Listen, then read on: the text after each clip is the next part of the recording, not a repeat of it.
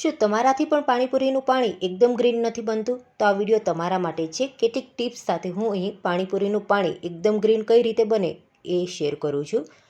હવે એના માટે પહેલી ટિપ્સ તો એ છે કે તમારે ધાણાનું સિલેક્શન કરવું. ધાણાને આપણે પાંદડીવાળા જે ધાણા માર્કેટમાં આવે એ જ લેવાના છે. દેશી ધાણાનો ઉપયોગ નથી કરવાનો. હવે આ રીતે આપણે એને રફલી ચોપ કરી લઈશું.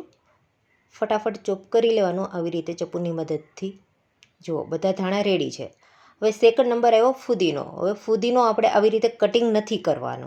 તો કે ભાઈ ફુદીનાને કઈ રીતે લેવાનો? તો ટિપ્સ નંબર 2, ફુદીનાને આપણે ડાળખીથી અલગ કરીને પાંદ જ લેવાના છે. ડાળખી નથી નાખવાની. જો તમે ડાળખી નાખશો ને તો પાણીનો કલર થોડોક બ્રાઉન જેવો આવશે અને થોડીક કડવાશ પણ લાગશે. એટલે આવી રીતે પાંદડા અલગ કરી લેવાના. હવે તમને એમ થશે કે આ પાંદ અલગ કરવામાં તો બહુ બધો ટાઈમ બગડશે. તેના માટે ટિપ્સ નંબર 3, જો આ રીતે ફુદીનાની ડાળખી લઈ લેવાની અને એને રિવર્સ સાઈડ આપણે એને ખેંચી લેવાનું, એટલે બધા પાંદડા અલગ થઈ જશે. આવી રીતે તમે 4 થી 5 જ મિનિટમાં આપણો ફુદીનો પણ રેડી થઈ જશે. જુઓ છે ને ફટાફટ. આ રીતે આપણો ફુદીનો પણ રેડી છે.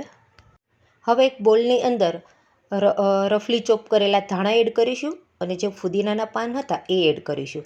હવે ટેસ્ટ પ્રમાણે ગ્રીન મરચું નાખવાનું છે. એકદમ તીખું મરચું આવે એ મેં એડ કર્યું છે. હવે આની પેસ્ટ બનાવી લેવાની. ત્યાર પછી એક બીજા બોલની અંદર ટેસ્ટ પ્રમાણે નમક, સંચળ પાવડર અને લીંબુ, આ 3 વસ્તુને આપણે ભેગા કરી લઈશું. જો લીંબુનું પ્રમાણ તમારા ટેસ્ટ પ્રમાણે જ નાખવાનું છે. બસ આ 3 જ વસ્તુ એડ કરવાની, બીજો એક મસાલા નાખવાની જરૂર નથી.